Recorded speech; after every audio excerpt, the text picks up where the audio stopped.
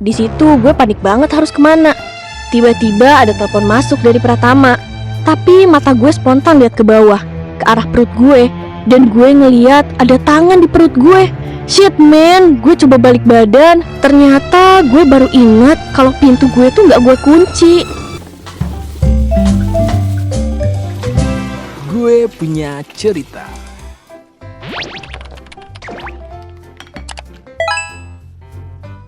Peringatan, animasi ini dibuat dengan tujuan sharing pengalaman pribadi sang pengirim cerita. Dimohon untuk menghargai cerita tanpa menyudutkan beberapa pihak. Selamat menonton.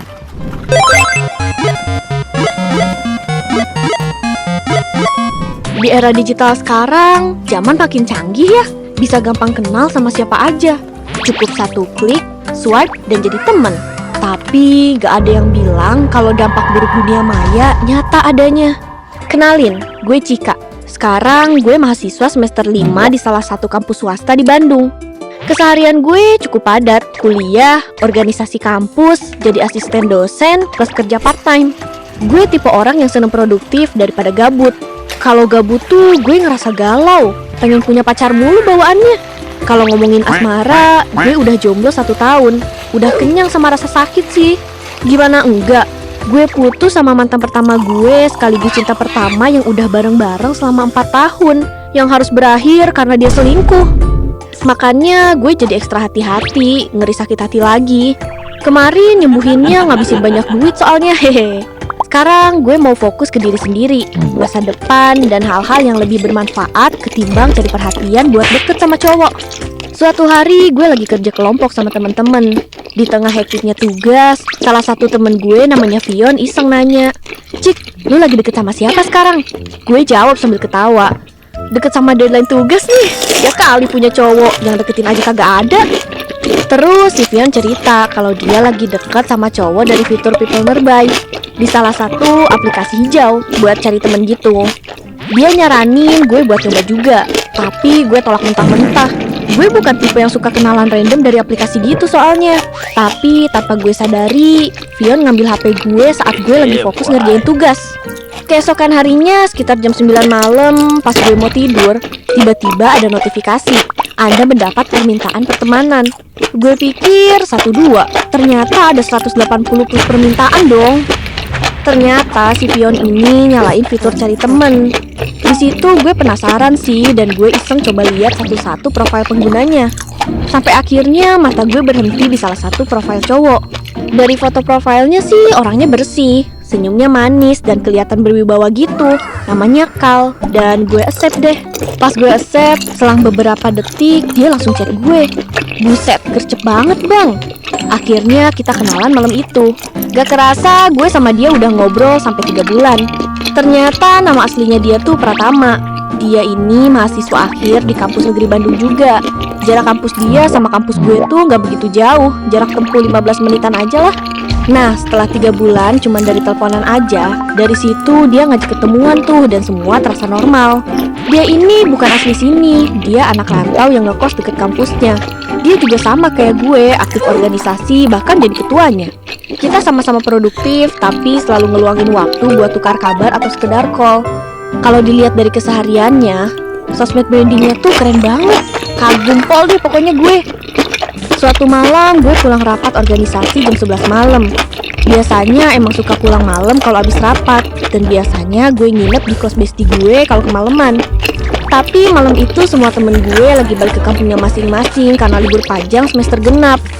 Orang-orang di rumah gue pun gak bisa dihubungi. Di situ gue panik banget harus kemana. Tiba-tiba ada telepon masuk dari Pratama, nanyain gue udah pulang apa belum. Ya gue jelasin semuanya lah. Dan dia nawarin gue buat bermalam di salah satu kamar kosannya, karena dia ngekos di kosan campur gitu dan bisa disewa per hari. Gue nolak dan gue minta Pratama buat tuturin gue aja, beriringan gitu sampai rumah. Tapi dia nolak karena katanya motornya lagi dibongkar karena dia suka modif-modif gitu. Gue mikir panjang, gue ragu, tapi juga gue gak punya pilihan. Di sisi lain, gue takut kalau pulang sendiri bawa motor tengah malam, ngeri kenapa-napa. Akhirnya gue setuju, ibu kosan pun anterin gue ke kamar kosan dan sebelahan sama kamar Pratama. Di situ gue langsung masuk ke kamar kos dan bersih-bersih ganti baju. Kebetulan gue selalu sedia baju ganti dan perlengkapan mandi di jok motor buat jaga-jaga kalau nginep di rumah temen gue. Setelah gue bersih-bersih, ada yang ngetok kamar gue. Ternyata si Pratama. Dia ngajak gue ngobrol di depan kamar kos gue sampai jam 1 pagi. Kita cerita banyak hal. Malam itu seru banget. Karena udah terlalu larut, gue mutusin buat istirahat dan beranjak ke kasur dan minta Pratama buat balik ke kamarnya. Pas lagi tidur nyenyak-nyenyaknya, tiba-tiba gue ngerasa ada yang nimpa badan gue. Berat banget sampai gue susah nafas.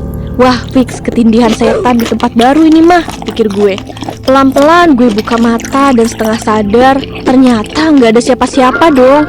Tapi mata gue spontan lihat ke bawah, ke arah perut gue. Dan gue ngeliat ada tangan di perut gue. Shit man, gue coba balik badan, ternyata ada Pratama yang meluk gue dari belakang. Gue shock banget, gemeteran, dan nangis banget di situ. Bener-bener gak bisa berkata-kata lagi.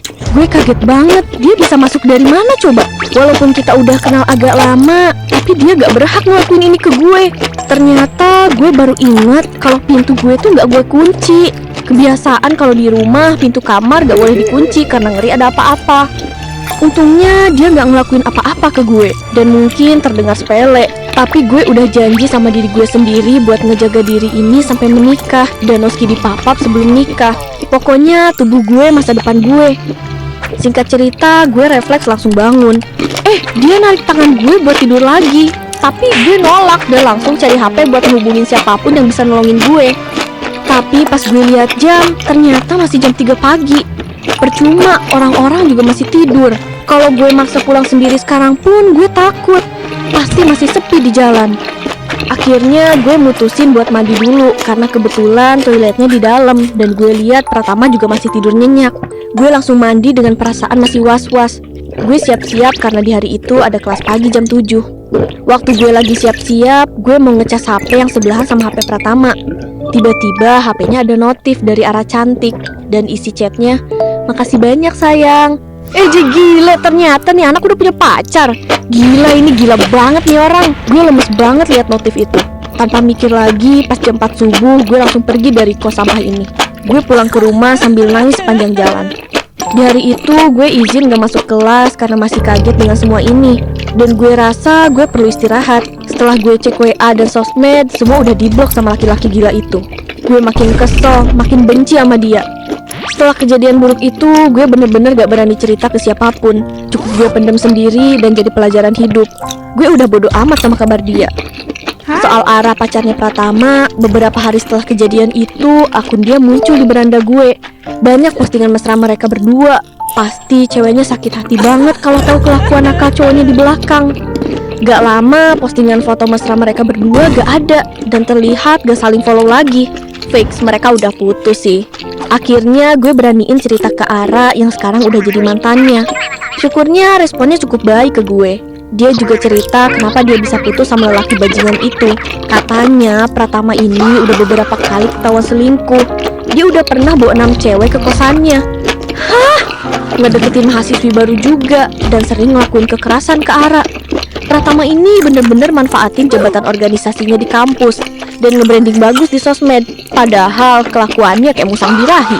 Di situ gue ngerasa sedih dan bersalah sama Ara. Tapi gue bersyukur gue bisa keluar dari manusia kayak gitu sebelum lukanya makin dalam. Pesan gue buat bulol alias bucin tol, terutama cewek-cewek nih, kalau udah bucin, please jangan gampang percaya sama siapapun termasuk pacar kalian. Apalagi orang yang baru kenal sama kalian. Jangan mudah tertipu sama branding sosmednya, karena sifat aslinya berbeda sama dunia maya. Semoga kalian gak ngalamin kejadian pahit gini dan selalu dilindungi ya.